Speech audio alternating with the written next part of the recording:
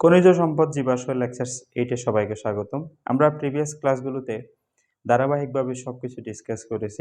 একদম বেসিক থেকে শুরু করে অ্যালকাইন পর্যন্ত সলভ করে দিয়েছি। সো আজকে আমরা দেখাবো অ্যালকোহল এবং অ্যালডিহাইড। সো যদিও এইচএসসি লেভেলে অ্যাকচুয়ালি অ্যালকোহল এবং অ্যালডিহাইড নিয়ে হিউজ অ্যামাউন্ট অফ স্টাডি আছে, বাট এসএসসি লেভেলে এত বেশি নাই। আমরা অ্যালকোহল এবং অ্যালডিহাইড নিয়ে যে মূল কনসেপ্ট সেটাই ডিসকাস করবো আসলে। সো অ্যালকোহলের জন্য আমাদের যেটা বলি, অ্যালকোহলের সাধারণ সংকেত কি ছিল? CnH2n প্লাস 1 উইচ, বা এটাকে আমরা কি বলছিলাম? আর উইচ, তাই না? আচ্ছা, সো আমরা কয়েকটা সদস্য নিয়ে যদি কথা বলি, যদিও নামকরণটা আমি লেকচার 2তে ইন ডিটেলস ডিসকাস করেছিলাম। এখানে আমাদের যেটা দরকার সেটা হচ্ছে কি, প্রথম নাম হচ্ছে কি এরকম, কার্বন সংখ্যা একটা হলে কার্বন যদি একটা n যদি 1 বসাও, CH3 উইচ, তাই না? 2 হলে কত হবে? CH3 CH2 উইচ, বা এটাকে আমরা এভাবে বলতে পারি C2H5 উইচ, রাইট? 3 নাম্বার হলে n=3 হলে C3H7 উইচ। কার্বন যতটা হবে হাইড্রোজেন 2 গুণ হচ্ছে, একটা বেশি দেন একটা উইচ থাকবে, বা এটাকে আমরা এভাবে লিখতে পারি CH3 CH2 উইচ, CH2 আর একটা CH2 থাকবে, CH2 then which. Okay, so এটার নাম ছিল আমাদের মিথানল, রাইট? মিথানল। এটার নাম ছিল ইথানল, আর এটার নাম হচ্ছে প্রোপানল। এবং আমরা বলছিলাম নামগুলো কিভাবে আসে, সেটা হচ্ছে অ্যালকেনের ইটা কেটে দিয়ে অল যুক্ত করা। যেমন এটা এক কার্বন বিশিষ্ট অ্যালকেন হচ্ছে মিথেন, তো মিথেনের ইটা কেটে দিয়ে অল যুক্ত করো, মিথানল আসে। তো ইথানের ই কেটে দিয়ে ইথানল, প্রপেনের ই কেটে দিয়ে প্রোপানল, ঠিক আছে? তাহলে আমরা মিথানল, ইথানল, প্রোপানল এই যৌগগুলো পাই নাকি? সো এখন অ্যালকোহলের জন্য তোমাদের এসএসসি লেভেলে সবচেয়ে ইম্পর্টেন্ট যে কোয়েশ্চেনটা, সেটা হলো আমাদের অ্যালকোহল কিভাবে পাবো। অ্যালকোহল পাওয়ার জন্য সবচেয়ে মোস্ট ইম্পর্টেন্ট রিঅ্যাকশনটা হচ্ছে কি, ইথাইল ফ্লোরাইড থেকে ইথানল। এই বিষয় যদি আমরা যে কোনো অ্যালকাইল হ্যালাইড থেকে পাবো, এখন এটার সাথে যখন আমরা দুইটা হিসাব আছে, KOH বা NaOH, তুমি যদি এটা অ্যাকোয়াস হলে দেন আমরা এই কি পাবো?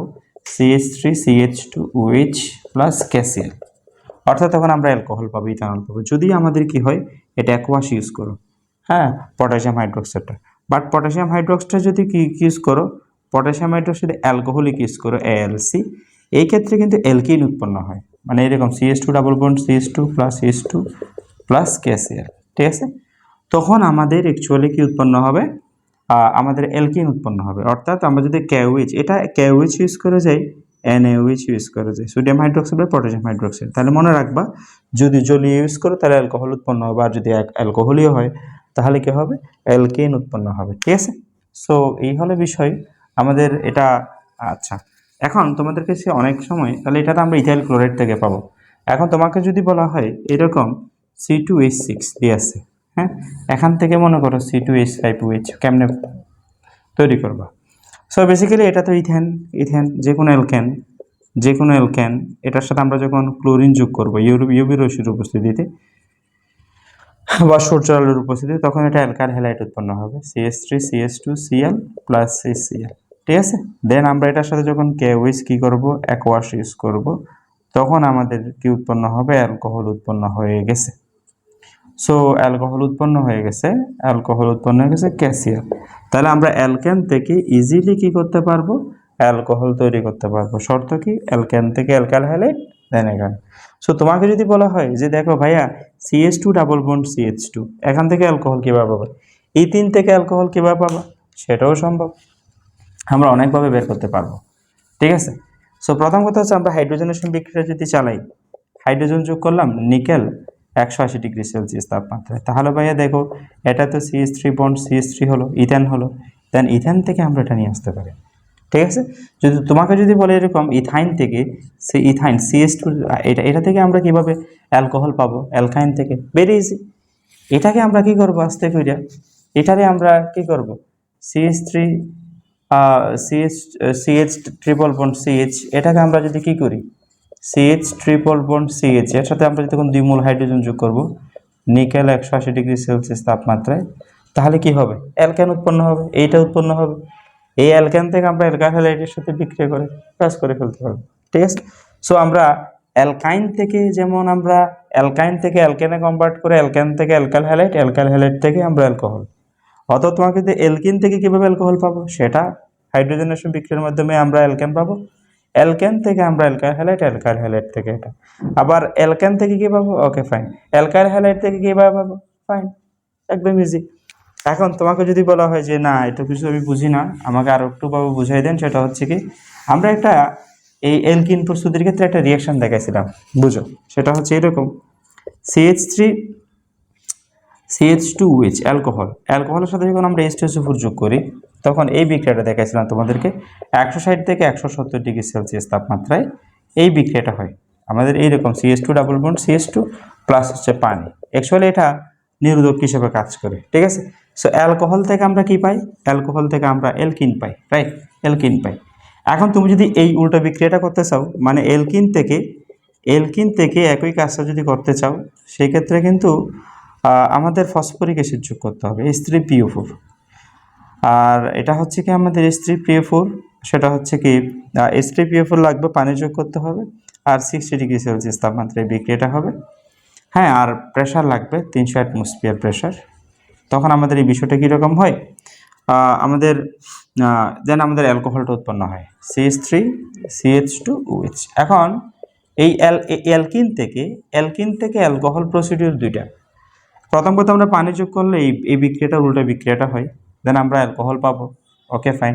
চাইলে আমরা এই অ্যালকিন থেকে কি পাবো, হাইড্রোজেনেশন বিক্রিয়ার মাধ্যমে হাইড্রোজেন যোগ করব নিকেল 180 ডিগ্রি সেলসিয়াস তাপমাত্রায়, তাহলে সেম কিন্তু CH3 CH2OH অ্যালকোহল পেয়ে যাব। সো তাহলে আমরা অ্যালকোহলের এই বিক্রিয়াগুলোই আসলে গুরুত্বপূর্ণ বিক্রিয়া আর কি, ঠিক আছে।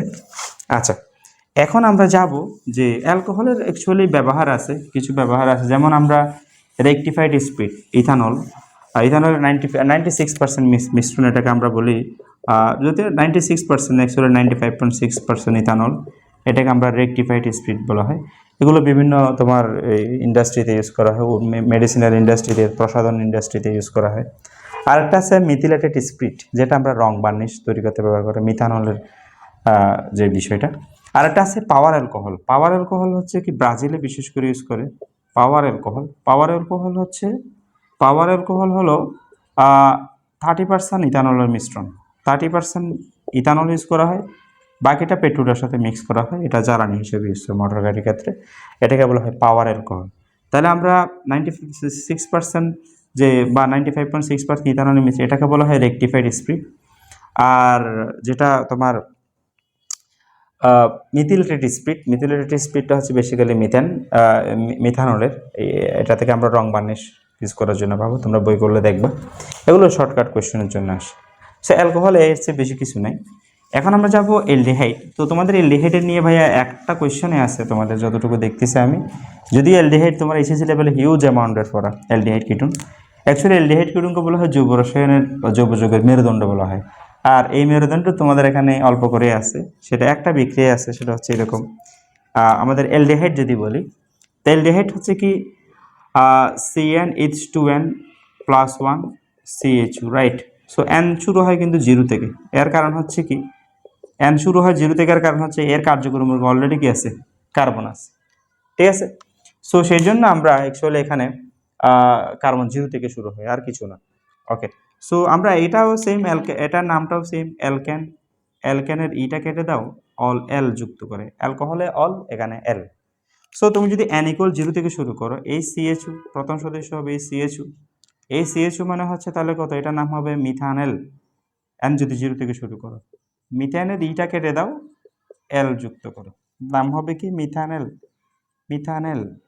সো তুমি যদি বলো N1 হোক, তাহলে CH3CHU, এটার নাম হচ্ছে অ্যাকচুয়ালি ইথানেল। এর পরেরটা প্রপানেল হবে এরকম, CH3CH2CHU, এটার নাম হচ্ছে কি প্রপানেল। অ্যাকচুয়ালি আমি নামটা এখানে দেখাচ্ছি না, কারণ হচ্ছে অলরেডি আমি নামকরণ নিয়ে বিস্তারিত লেকচার দিয়েছি, যাদের নামকরণ নিয়ে প্রবলেম আছে তারা লেকচার 2 দেখে আসতে পারো, ঠিক আছে। এখন এই আমরা এটার এই অ্যালকোহল অ্যালডিহাইডের একটা প্রস্তুতি তোমাদের আছে, সেটা হচ্ছে এরকম যে ইথাইন CH3 এটার সাথে যখন আমরা পানি যোগ করব, সো এখানে একটা জিনিস ঘটে, সেটা হচ্ছে 20% sulphuric acid H2SO4 2% mercuric sulphate, এটা কিন্তু এখন ব্যবহার নিষিদ্ধ, কারণ এটা কি, এটা বিষাক্ত, ঠিক আছে, মার্কারি পারদের ব্যবহার মোটামুটি বিষাক্ত।